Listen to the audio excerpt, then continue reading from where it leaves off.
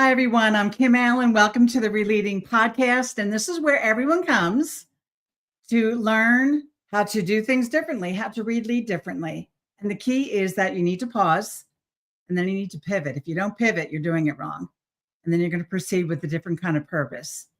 So that being said, what we're doing today is we're going to be meeting with yet another guest who's going to be able to show us through their career journey, how they were able to do that and what that looks like.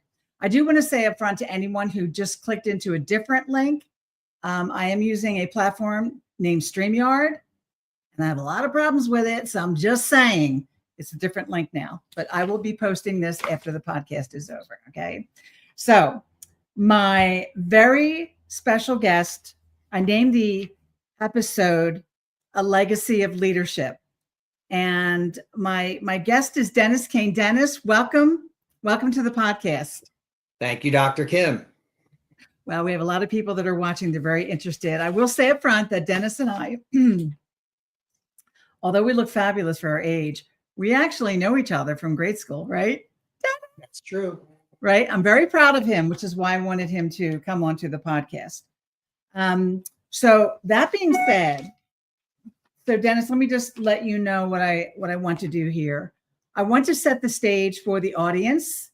And I want to let them know about you so that they get a perspective and a point of reference to how this podcast is going to unfold.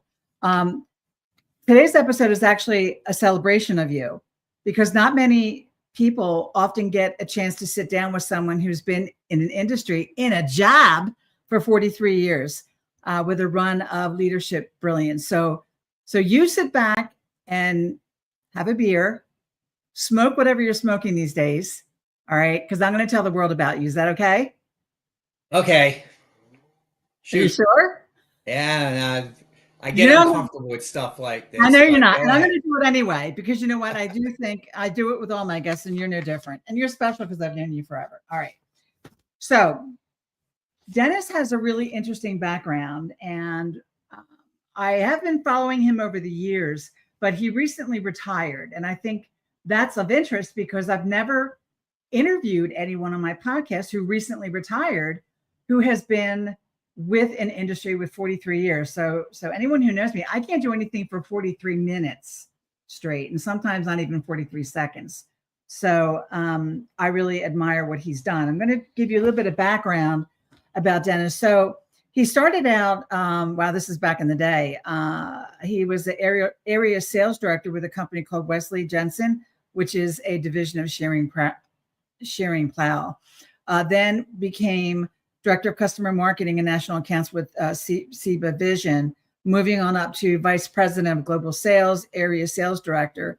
Then he crossed over with Alcon, which is where he recently retired as director of sales for U.S. Vision Care, head of U.S. optical chains. And finally, his last role was a U.S. head of distributors, channel management, and brand integrity. So this, Dennis, you can leave if you want and then come back because I'm not done. Okay. So you're not going to upset me. I know this bothers him, but I'm going to do it because I'm proud of him. So I can imagine people that have worked with you, your friends and your family. I know they're really proud of you too, but I'm the one putting it out there in the world. I think it's really important for everyone to know that it's great to have those type of roles when you're in leadership. I'm sure you've been through a lot of leadership development as well, but the academic background and the programs that he's been exposed to, really, it's noteworthy. The Quinlan School of Business from Loyola University in Chicago, the Commonwealth University of Bloomsburg, Harvard School of Executive Education, really, Dennis, really. And then finally, the Tuck School of Business in Dartmouth. Okay. So, right? Yeah. Yeah. Well, I mean, you know what? They wouldn't have sent you to those programs if you weren't deserving of it. I guess, yes. All right. I'm not done. Okay. He is hating every single minute of it. I'm loving every single minute. Okay. Just some more background because I'm taking this part from a conversation that we had recently because I talked with Dennis to find out more about him and to find out if he agreed to be on my podcast. I didn't have to put a gun to his head. So what he told me about, which is really interesting because this is what happens when you have roles like his, that he moved 7 times. Yes. 7 times. 7 times. Uprooted your family and moved 7 times. And that's a lot. Yes. That's a lot of dedication and commitment. But also that's because obviously those organizations found a gift in you and found your talent. And what I'm calling him, he didn't call himself this, but again, I think he's like a fix-it man, if you will, going into some chaotic situations or chaotic messes, if you will. But what I wanted to let everyone know up front, what my favorite line that Dennis Kane has used, and I want the world to hear this because I think it's something I've never heard before. It's a different perspective. That when you are put in those situations, when we as leaders, like when we're pausing in our career and we're pivoting maybe to do something different, we really shouldn't do that without fortifying our skill set or having a different perspective that's going to make us more impactful or more effective. And you said something about when you go into those situations that you don't want to dust the house, you want to clean the garage. You want to speak to that? That's what I said. I did Yes, say you that. did. Yeah. Yes. So just tell me a little bit about that perspective, because obviously it served you well. I've been in both situations, and I found it more gratifying to go into, like, as you call it, a chaotic situation or something that's been an issue for an organization. I diagnose it and then go ahead and fix it because it's easier to see your results. It's easier to pivot when you're not seeing the results, because when you're in that situation where you take over something that's been a success for a long time and you're just there to maintain it, it's very difficult to see when the seeds of failure start to get sown. But when you're in, like you said, that chaotic situation, you get to pivot a lot. You get to trial and error, hopefully more trial and success than error, but it gives you a broader pathway to operate within. Right. And something else that you said too, like we all hear that, it's a little bit corny, but there's no I in team. Whenever I hear that, I kind of cringe because it's been out there for years. But one thing that you said again, that really resonated with me was that you said that teams are the ones that get things done, not me, not I. And again, I really like that because that seems to be your forte. Am I wrong about that? Working with people? Yeah, I could not have accomplished anything in my career without the people that have worked for me. And I call them my mosaic. I mean, when I look at my career, it's a picture of people that have worked for me because that's how I got to where I am. Yeah, because again, you had said that you believe in a vision. I'm a visionary person myself, so I don't always get down into the weeds, but it was your vision. And you talked about how, getting people pumped up. But this is also really noteworthy that you said that people are valuable. And that's I don't really hear that a lot, that people individually and collectively are valuable, and that you try to get people to the same place. So I would assume that's a team, even in the chaos. Is that true? Yeah. No, I mean, they're the most valuable asset to an organization. They're the most heavily invested. I mean, that's who will get you to where you need to be, whether it's to get to a stock price or to whatever it is the organization's trying to achieve. It's people that get you there, not necessarily the product. The product, the marketing campaign, whatever it may be, are accelerators, but the people will get you there. Yeah, that's true. Well, again, that gives everyone a flavor of your background and where we're going to be going with this. So again, 43 years in one industry, if you will.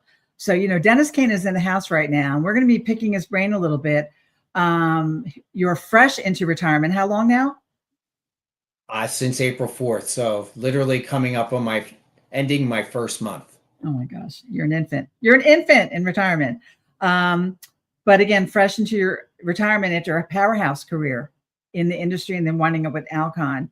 And so we're going to be talking a little bit about leadership and what you might be doing now that the calendar is not going to be packed anymore. and with back-to-back meetings. So I have a couple fun questions. There's nothing heavy here, all right, for anyone, Okay. but I just find that they're interesting questions that I came up with. That what kept you inspired for 43 years, Dennis? Well, it's interesting because technically it's 43 years with the same company because Right. as you went through, Wesley Jessen was acquired by Novartis. Novartis spun off into Alcon, their eye care division. So it's literally 43 years in the same industry with a lot of the same people Wow. that have gone through, uh, that have some of that mentored me, that retired long before me, that I still count as friends, that I could still call up and say, I've got this problem, how would you handle it? Mhm. Or, I mean, perspectives, I value uh, diversity and perspective. Uh, I like a good argument because that's the Mhm. only way you get to the truth. Okay. So I like diversity of thought. So I want somebody to come at me with their idea that it's different than mine. It Wow. will either tell me maybe I'm wrong, or it will solidify why I might be making the right decision. So having that perspectives or multiple perspectives, I think allows you to get to the right answer. Love that. Yeah, that's really great. I agree with that completely because there's so many yes people. And you are correct and duly noted that I actually did write in my notes that it was the same company. So, but thank you for correcting it because that even makes you doing something for 43 years straight. I'm like, teach me, I'll be your grasshopper because that is truly, truly amazing. So, all right. So, what's one leadership lesson you wish you had learned sooner? Ah, when you're first time manager, you get all your insights from your guy that promoted you, let's say. And Right. I remember him telling me that you should never get out of your temperature range with your people, meaning never get too hot, never get too cold, or never have too much fun, never get too heated. And I found that I am most successful when I'm just the opposite of that. I need people to understand when I'm happy about something. I need people to understand uh, that something is upsetting me or is irritating me, but also for them to understand the why behind that. Because Ah, I think that why behind it is what allowed me to gain the respect and the trust of the people that worked for me and the people that worked around me. And I've mm. heard many people say, I've heard about you, and you can be loud and you can be argumentative in the meeting, but everybody that's ever worked for you says he's got your back the whole time. You had said that to me in our prior conversation, Dennis, and boy, I'll tell you what, that to me, that's the gold star on your collar because there are so many people out there in the workforce, whether they're leaders or contributors, that they don't have other people's back, that they don't support them. It's all about me. And I think that you're a shining example of what happens when you do have other people's back, that they're saying really good things. I love being talked about. I always tell people, like, talk about me. I love that. But at the same time, you want people to say good things about you, that they respect you, because you don't always have to agree with everyone, but it's that understanding. I think that if you understand each other, that's where you get the new concepts and new thoughts, the creativity, right? And that path to move forward differently. So again, I really applaud that. I think it's great. So let me ask you kind of an interesting question. I think you might have just answered it, but so when I'm thinking about like the teams that you had, how would your team describe your leadership style with or without a warning label? Um, I'll go back to one of my bosses. I think it was my 40th anniversary. He sent something out to the field, and it was one of those word cloud things. And Yes. you get this picture with all these words on it. And depending on how often something is mentioned, Mm-hmm. this determines the size of the word. So the word that was right in the middle was the biggest word, was supportive, which Mm. I love. But all around that was fun. Likes to have a good time. Whatever phrase they use, I love but it. reliable was a big thing. So, I mean, if people like what they're doing, they like the environment that they work within, I think their manager is probably 80% of that. If you like your job, people don't leave jobs because of the work. They leave jobs because of the boss. Absolutely. I mean, that's a fact. And if I can get the right people in the room and they're happy with what they're doing, they feel supported, Mm, things come at them in a consistent manner. yes. They're trusted, they're respected, and trust and respect are a big thing with me. I've had a lot of managers talk about what's the first thing I should do. I said, trust and respect are reciprocal. You don't get it until you give it. Mm, So that's true. it will bounce back to you, but you have to trust your people. You have to respect where they've been and what they do. Doesn't mean they're always right, but you have to gain that first before you can start to have the conversation. Oh, absolutely. I agree with you. And I'm going to actually vouch for you about being fun because I sat next to him in class and he was fun. So you are consistent, my friend. Okay. All right. Here's an interesting question because, again, I think you're the perfect person to ask this. What part of your role or roles lit you up the most? Strategy, people, or execution? Ooh. A good question, huh? Yeah.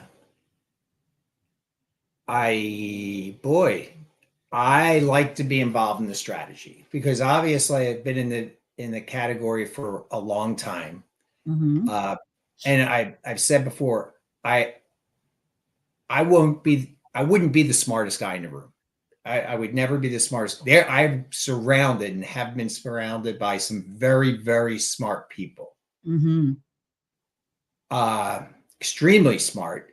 What I provided was wisdom because what I lack in intelligence, and I don't lack in intelligence compared to them, Mm-hmm. I made up with wisdom of being around and seeing the mistakes that people have made. So I kind of would be able to guide their thinking and all of us get to the right spot and avoid the pitfalls that have hounded us in the past. So, but after that, it's getting to the people and getting them to believe in that vision. Probably that's the thing that floated my boat because once we knew what we wanted to do, how do you get the masses to believe in it?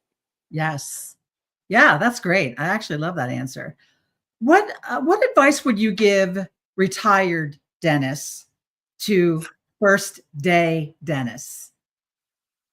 Uh, I think first day Dennis was all about making a mark in whatever I stepped into with this job. I mean, I set out, I remember specifically, they mailed me all this training material. I took a 2-week leave from my past job so I could study all that. And I came through, and I don't think there were 6 books I had to read and 6 different tests that you had to take. And I scored 100% on each. So that I wanted to start my career as like, I'm serious about this. Let's get going. Now, retirement's a different. I want to be able to perfect how Medicare works. I mean, You're going to take it's that on? crazy the stuff that's been handed to you all along. Now you have to go out and fend for yourself. So it's a different animal.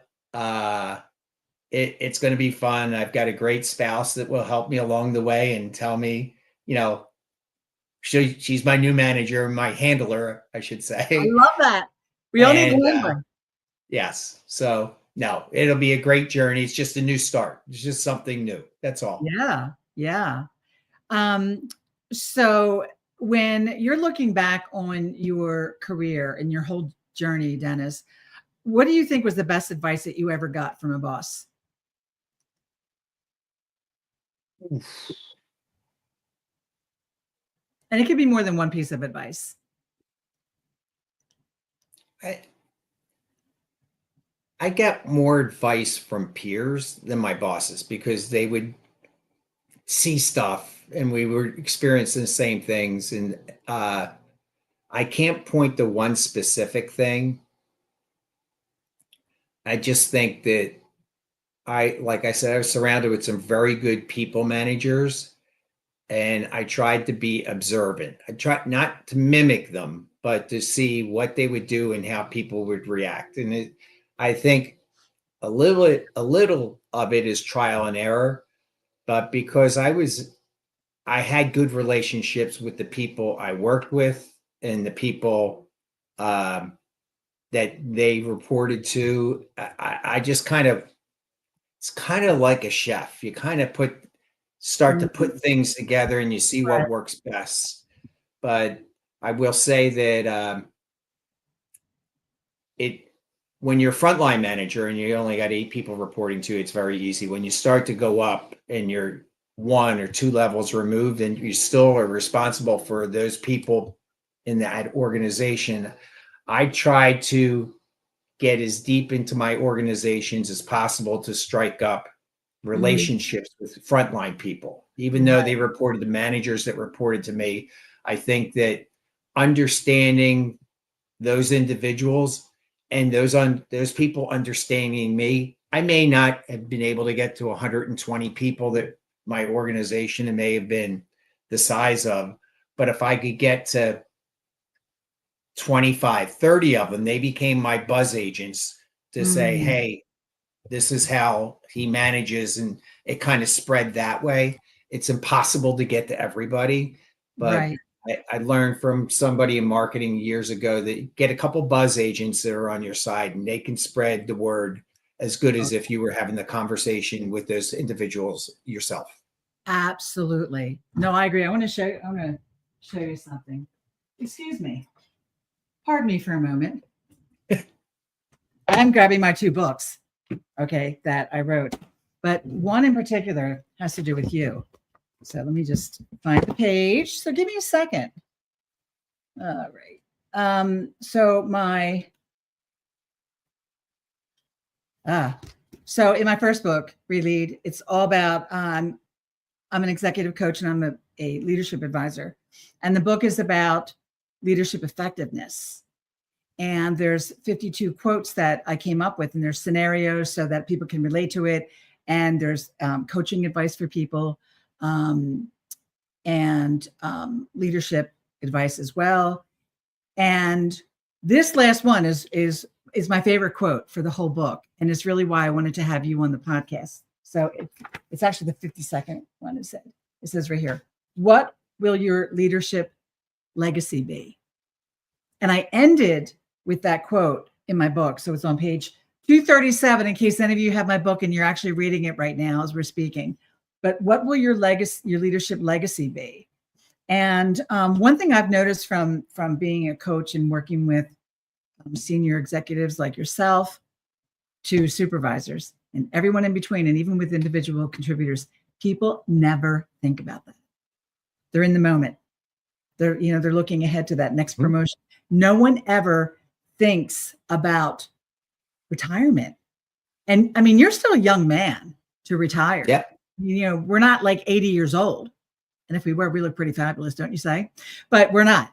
So at the end of the day, I just think that your perspective is really important. And one thing that I'm looking in the camera as I say this, that perspective is everything. And sometimes it's best to look forward to what you want your leadership legacy to be, and then and wherever you are in your journey, plan for that now, right? Because then you can make your plan for your journey acquiesce about where it is that you want to land, and you're landing in a really good place, Dennis. I mean, come on, it's fantastic. You have a great brand, you have a great life. It's all good.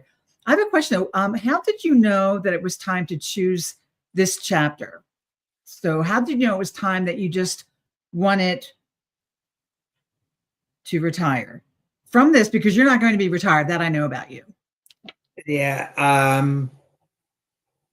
I just think I had been thinking about it. A lot of the people that have been around for years were no longer there. And it didn't mean anything about the people I work with. I love them. Still do. Still talk to him. Talk to the guy that replaced me this morning in a text. Ask him how things were going. Retirement plus 1 month for him, and it was just time to do something different. There's a lot of traveling involved. A lot of time away from home. You don't get 3 million miles on American Airlines and 1 million miles on Delta, and Wow. Award points for hotels and all that stuff. You don't get that without a sacrifice. So it's time to me to be probably closer to home. Sure. Go to a lot of baseball games for the grandkids and stuff like that, because I was missing some of that stuff. So it was time for that. Right. I know that you had talked about that word cloud, that people say that you're supportive. And I do tend to think that's probably part of what your legacy is. Is that what you thought your legacy would be? Or is there anything else in addition to that you want other people to use you as their barometer, that they can be like you when they grow up, if you will? I'll tell you, what I didn't like about the corporate life was the politics. Oh, I am an apolitical person. I'm not political. There's right and wrong, and there's a way to treat people, and you don't use somebody as a stepping stone to climb over and things like that. So that's probably the one thing that I will not miss at all. And there was people that I wouldn't associate with, because I knew their agenda. They were the people that would ask you a question, but they were asking it out of a checklist of things. Oh, I asked this question, I'm on to the next person, or they're looking over your shoulder. If I was talking to something, I was talking to someone, I tried to be engaged in a moment with that person. And I just wish more people did that instead of just the cursory, how you doing? Oh, I got to go talk to that person over there, because they'll get me to where I want to go faster. Right. Because I really didn't care about that. Yeah. I enjoyed talking to the rank and file probably more than talking to my direct reports, because you learn more of what was going on. Absolutely. I agree with you. And so, I mean, I too have crossed paths with the people who always have they're talking with you with one eye on the door in case someone more important walks in, and they would make that beeline for them. Right. So actually that brand, that category, I mean, they're the spawn of Satan. Yeah. Right. I've heard you use that. Yes. Yes. And you know what? That's alive and well still, which is unbelievable. Yeah, so it is. Well, your 43-year legacy, Dennis, is proof that impact, it isn't just about what you build, it's how you lead. And it's the kind of person that you are. And one thing that I just am so proud of you about, that you were that same guy that I sat next to in class, like you're still Dennis Kane. And you made a really big impact and a mark on the world with your organization. And I mean, I applaud that. I think it's fantastic. In closing, before I close, is there anything else that you would want to say to anyone listening or watching? That, I mean, this is a chance for you to say something to make other people's lives easier or their journey more impactful because of listening to someone like Dennis Kane with an illustrious career. I would just say, have fun with whatever you do. As a matter of fact, when I finally sent out the link to a bunch of people that I used to work with and a bunch of people that I did work with recently, and they all wanted to know, are we allowed to comment? Because they wanted to give me a lot of grief, which I appreciated, because I like to have fun with stuff like that. So I would tell you, whatever you do, have fun with it. Enjoy the people you're around. It'll make it so much easier to get your work done. It's true. I think that's fantastic. Well, Dennis Kane, I wish you plenty of joy and zero emails, and to do all the things that you didn't have the time to do until now. This is really an unforgettable conversation with Dennis.